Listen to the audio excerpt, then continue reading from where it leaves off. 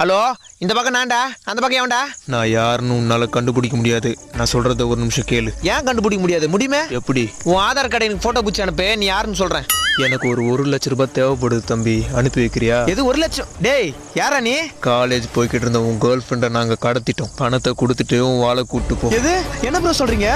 நம்பலன்னா உன் வாளுக்கு ஃபோன் போட்டு பாரு. ஹலோ பேபி, எங்க இருக்க? வீட்ல தாண்டா இருக்கேன். சரி சரி.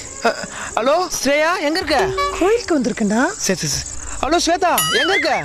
உன்னை யாராவது கடத்தினாங்களா? என்னையா, நான் வீட்ல இருக்கேன்டா.